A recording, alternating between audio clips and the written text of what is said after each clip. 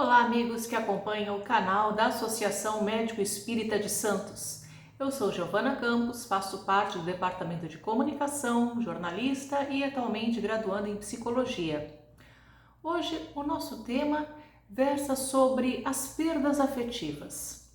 Afinal de contas, estamos em um período complicado, um período de pandemia, onde nós tivemos lockdown na nossa cidade, e não só na nossa cidade, né? A gente acompanha pela mídia, pelos noticiários que vários outros lugares também passaram, né, por esse período, né, de isolamento, distanciamento muito mais forte. Bom, e isso tudo para que evitemos, né, a propagação desse vírus, né, do Covid-19. Mas, como nós vamos falar de perdas afetivas, nós sabemos que nós não estamos simplesmente nesse universo da Covid-19. Afinal de contas, as outras doenças continuam existindo, elas estão aí, precisam ser cuidadas, né, pelo médico, pela equipe de saúde. E claro, nós temos que promover a nossa saúde. No entanto, é muito comum, né? Nós tivemos um grande aumento dessa doença, né, da Covid-19 e das outras também, durante esse período, e é muito comum, como eu estava dizendo, nós conhecermos alguém, um parente, um amigo, um vizinho ou alguma pessoa famosa, né, que faleceu em decorrência do Covid-19, né, causa do coronavírus. E claro, como as outras doenças continuam, né, aí para todos, também conhecemos pessoas que tiveram AVC, infarto, câncer, enfim, toda essa gama de doenças, né, que povoam o nosso planeta Terra, ceifando algumas vidas. E aí, quando nós temos uma perda afetiva, né, o que acontece? Nós experienciamos uma fase chamada luto, né? E todo mundo, né, vai passar por essa fase algum dia, alguns mais cedo, outros mais tarde. E é importante que nós entendamos uma coisa: o luto, ele não é igual para todos. Cada um tem uma maneira sua de passar por esse período. Afinal de contas, né, como espírita que somos, nós sabemos também da realidade espiritual. Algumas pessoas têm um pouco mais de resiliência, aceitação, outras ainda ficam muito chocadas, né, com a passagem, com esse distanciamento, ainda que temporário, né, das pessoas a quem nós temos alguma afeição. Então, o que é o luto, né? O luto é a perda, é o sentimento, aliás, que vem dessa perda, a perda de alguém ou de algo que nós amamos. A gente costuma muito falar sobre o luto quando alguém falece, mas nós temos, não só quando alguém falece, nós temos os nossos bichinhos de estimação, que hoje, né, nós amamos como uma pessoa da família. Nós temos o luto, e isso também foi muito vivenciado por inúmeras pessoas, o luto profissional, onde as suas atividades de trabalho foram interrompidas, para alguns foram realmente, né, acabadas, né, porque ou a sua empresa, o seu comércio acabou fechando ou teve que fazer umas drásticas reduções no seu horário de trabalho. Nós também temos vários outros tipos de perda, né? Perda da saúde física também nos causa um luto, né? Minha saúde não vai ser mais a mesma que era por decorrência de alguma situação que se faz presente. E tudo isso acaba nos dando muita tristeza, são as perdas afetivas, perda daquela situação, daquele alguém que nós amávamos muito e que agora, a partir daquele momento X, não será mais como foi antes, ou pelo menos como nós gostaríamos que fosse. O luto, ele é um processo emocional de vivenciar uma ausência, vivenciar um vazio que é causado por essa perda, mas também nós vamos entender o seguinte, esse luto pode nos causar alguns problemas emocionais e por vezes até físicos. Mas para que a gente consiga manejar isso, quanto tempo dura esse luto, né? Essa perda, esse sentimento de perda? O luto pode acontecer com todos, mas, como eu disse anteriormente, ele não é igual para todos, inclusive na intensidade de dias. Como assim? O luto é algo que tem um dia para começar, porém, ele não tem um dia certo para acabar. Isso depende muito do nosso emocional, de como nós reagimos às situações da vida, de como nós nos portamos diante de algumas situações que são verdadeiras provas de fé. Será que eu vou aguentar? Será que eu não vou aguentar? Como que eu vou lidar com essa situação? Eu tenho que procurar um equilíbrio emocional. Eu tenho que viver, eu tenho que sentir e compreender essa fase.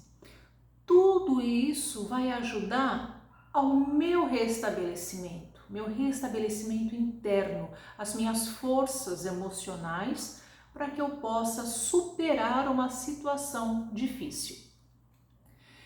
Por vezes a nossa dor parece a maior do mundo, uma dor muito forte. Então nós temos que considerar algumas informações. Nós que estudamos o Espiritismo, nós sempre procuramos encontrar caminhos, nós procuramos descobrir como ter uma superação desse luto, ou como muitos de nós fazemos, ajudar também as pessoas a descobrir como lidar com essa dor, a procurar alguns mecanismos para que ela possa se fortalecer. Sendo um processo individual, né? Cada um tem a sua própria maneira de interpretar esse vazio, de interpretar essa dor, né? De chorar, a quantidade que seja de chorar, de rir sim dos bons momentos que você teve com a pessoa, ou se é um luto profissional, né? Com as pessoas que faziam parte do seu trabalho. Então, isso não é falta de respeito, mas sim forças internas. Puxa vida, foi tão importante para mim, não é mesmo? Então, não há uma regra, né, para ser seguida. Cada um sabe lidar com seus momentos de fragilidade, os seus modos de se comportar no dia a dia perante situações difíceis. Então, não há certo, não há errado, não há um motivo de vergonha, não há um motivo de não tenho algumas obrigações a seguir agora. Não, cada pessoa é única e isso já nos fortalece. Outra coisa muito importante é que nós temos sintomas emocionais do luto. Como assim os sintomas emocionais? Quando nós perdemos algo ou alguém, algumas emoções se afloram mais. Por exemplo, a tristeza.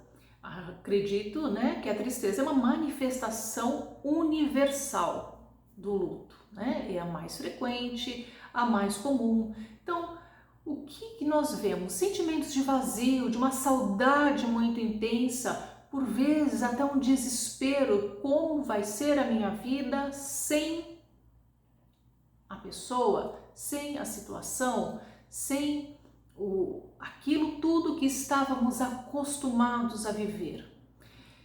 Dá uma pontada de solidão, uma solidão inconsolável, um choro acentuado, uma instabilidade emocional que pode vir para um outro sintoma que também é comum, que é o estresse.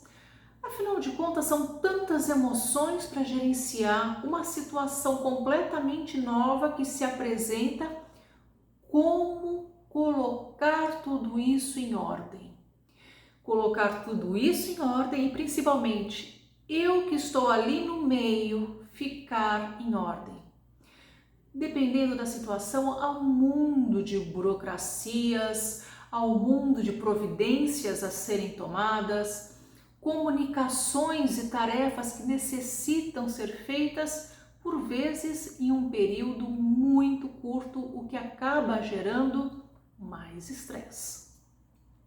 Bom, E isso, né, não é só em caso de falecimento, como eu disse, uma separação, né, conjugal pode causar esse luto, ao ter a saudade da vida que levava antes, a perda de um emprego. Aquela indefinição que se apresenta também causa um estresse, né? Vou me colocar num novo emprego, continuo no mesmo ramo, então são muitas coisas que de repente são jogadas na cabeça e você tem que dar um jeito de resolver. Então, estresse também é um sintoma muito comum. O choque, afinal de contas, né, ela é uma reação imediata, porque você reconhece que é um distanciamento da realidade. Eu vou me distanciar daquela pessoa que eu quis muito. Eu preciso aceitar o fato, mas não é fácil aceitar o fato logo de início, né? Quem não teve aquela sensação de que parece que a pessoa vai chegar a qualquer momento, né? E a gente sabe, no caso de um falecimento, né, isso é um pouco difícil de acontecer, né? Por mais mediúnica que a pessoa seja, né, por mais abertura. Ansiedade também é normal, né? Então, por vezes até procura-se um psiquiatra, algum médico, né?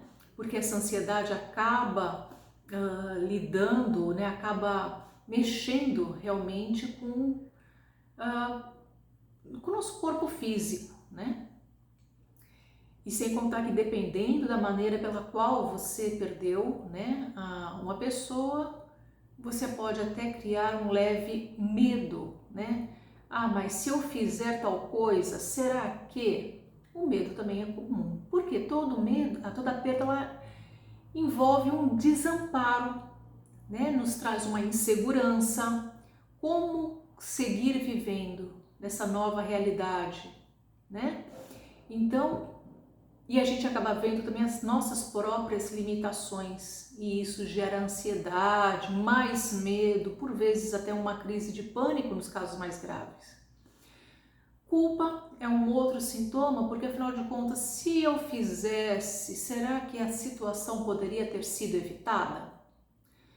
Se tomasse um outro rumo, se ocorresse um pouco mais, será que isso poderia ser diferente hoje? Esses sentimentos, né, esse turbilhão de emoções, a gente vê que também são legítimos e fazem parte do processo. A raiva, afinal de contas, raiva e ressentimento estão envolvidos nas situações de luto, né? Por que isso aconteceu? Por que comigo, né? Por vezes nós temos raiva de uma doença, por vezes nós temos raiva da situação em si, de um profissional de saúde, que a gente acha que a conduta poderia ter sido diferente. Às vezes algumas pessoas externalizam uma raiva até mesmo de Deus. Deus, por que comigo? Né? Também é algo que é muito comum escutarmos. Nós falamos do emocional, mas a gente não pode esquecer também que há sintomas físicos do luto. Porque imagina se esses sentimentos todos juntos que eu acabei de falar, como eu disse, cada pessoa é uma pessoa e tem uma experiência única, então o corpo vai reagir de uma maneira. Quantas vezes a gente não escuta que uma pessoa, após a partida de um ente querido, fala: puxa, como eu estou dolorida, parece que eu tomei uma surra. É um sintoma físico, né? É muita adrenalina envolvida, são muitos neurotransmissores que acabam se desequilibrando e tudo isso nos traz fadiga, as palpitações, problemas digestivos. É muito comum nós vermos pessoas que recusam a comer, outras que acabam comendo demais. Imunidade reduzida, algumas pessoas adoecem nesse período de luto, tendo infecções frequentes, algumas doenças autoimunes, né, podem ser deflagradas também. Insônia também é muito comum. Mas, no entanto, como utilizar, né, da nossa espiritualidade nesses momentos? Como fazer o espiritismo atuar ao nosso lado e não contra nós? Porque também, né, eu acho que muitas pessoas sabem, puxa vida, eu li vários livros sobre o espiritismo, eu vi inúmeras palestras, mas neste momento não há nada que sirva para mim, não há nada que me console. É algo comum de nós ouvirmos também, né? Então, como eu falei anteriormente, é um momento de prova de fé. Se nós acreditamos ou nós não acreditamos. Claro, no período mais crítico, onde as nossas emoções estão muito confusas, há uma não aceitação, há até uma raiva, por vezes, né? É comum que esses pensamentos surjam em nossas cabeças. Se a dor estiver muito complicada, claro que vale a pena procurar um psiquiatra, um psicólogo, para a gente poder elaborar essas emoções. Claro, se há algum desconforto cardiovascular, né? É comum as pessoas terem palpitações, sensações de dores no peito. É comum que a gente procure sim um médico para que nós tratemos o nosso corpo físico. Afinal de contas, somos seres espirituais passando por uma experiência carnal, uma experiência humana. Então nós vamos ter uma reflexão do Livro dos Espíritos. Que a gente saiba que chorar por aquele que se foi, as lágrimas de saudade são verdadeiros bálsamos que nos confortam aos poucos e chegam às pessoas lá. Por isso que é interessante que nós não tenhamos aquele choro de revolta. Por que você se foi? Por que tudo acabou dessa forma? Porque essas vibrações complicadas podem chegar até lá. Claro, sabemos que tem inúmeros espíritos benfeitores que nos ajudam, que nos consolam e também estão ajudando quem está do outro lado. Eu vou ler aqui um trechinho do Livro dos Espíritos, na questão 934, que fala muito sobre as esperanças e consolações. Então, ele tem a pergunta que é: a perda dos entes que nos são caros não constitui para nós legítima causa de dor, tanto mais legítima quanto é irreparável e independente de nossa vontade? E aí, sabiamente, nossos mentores, nossos guias espirituais nos trazem uma resposta de muita clareza, de muita sabedoria. Essa dor, essa causa de dor atinge assim o rico como o pobre. É uma prova ou uma expiação que constitui lei para todos. Tendes, porém, uma consolação em poderdes comunicar-vos com vossos amigos pelo meio que vos estão ao alcance, enquanto não dispondes de outros mais diretos e mais acessíveis ao vosso sentido. Por isso que nós falamos, né? A reza, a prece, uma oração é uma bênção. Alivia a pessoa de lá e também nos aliviam. Mas se a pessoa não sabe ainda que desencarnou, vale a pena orar? Vale a pena rezar? Sim. André Luiz nos comenta em um dos seus livros, né, da sua vasta obra, que nenhuma prece é perdida. Todas as preces chegam até a pessoa a quem nos dirigimos. E isso é bem confortante, né? Então, que nós saibamos amar aquelas pessoas que sempre amamos aqui. Afinal de contas, elas seguem o caminho delas, lá do outro lado, na pátria espiritual. É claro que não é fácil, né, esse distanciamento, ainda mais se nós pensarmos que nós estamos em uma época onde o imediatismo é tão presente. Quando quero falar com alguém, como eu faço? Mando uma mensagem, mando um e-mail e logo a outra pessoa na outra parte, na outra ponta está me respondendo. Essa não é uma realidade quando alguém falece, né? E claro, a gente não pode também pensar em perturbar as pessoas pedindo: por favor, eu vou ao centro espírita para conseguir uma mensagem, eu preciso saber. Tudo se encaminha da forma correta.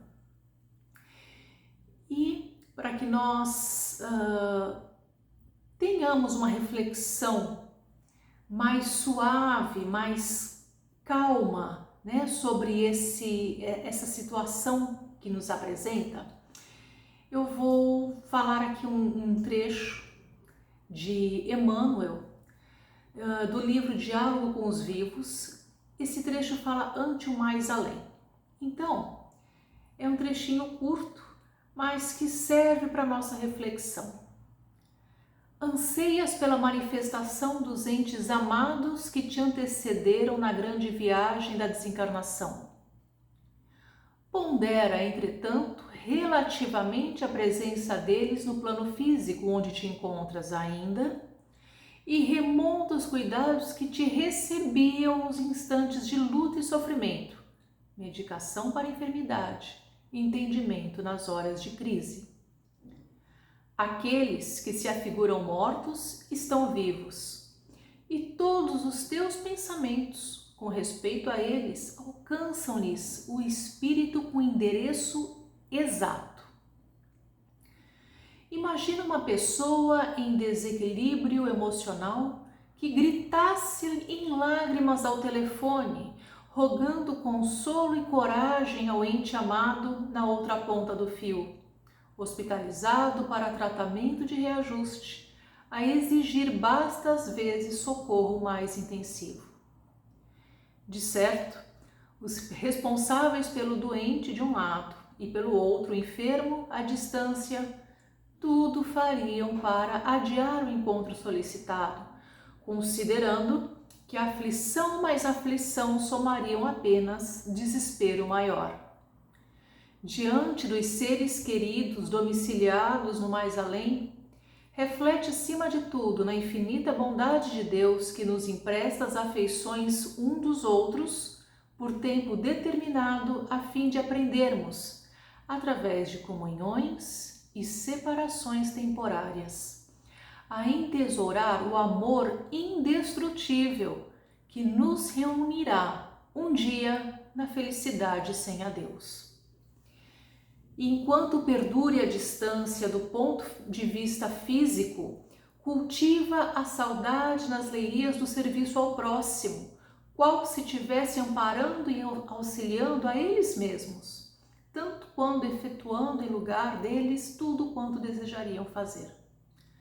Assim, construirás gradativamente a ponte de intercâmbio pela qual virão ter espontaneamente contigo, de modo a compreenderes que berço e túmulo, existência e morte são caminhos da evolução para a vida imortal. Então, que nós saibamos respirar, nos equilibrar, fazer o bem ao próximo, como fazemos a nós mesmos e àqueles que nos são queridos, que nos são próximos, né? Que a gente possa exercitar a nossa fé e que a gente possa receber sempre, né, do mais além dos nossos espíritos amigos, dos espíritos que nos antecederam, muita força, muita coragem, porque afinal de contas, tudo nessa vida é passageiro, até mesmo nós. Bom, nosso encontro termina por aqui.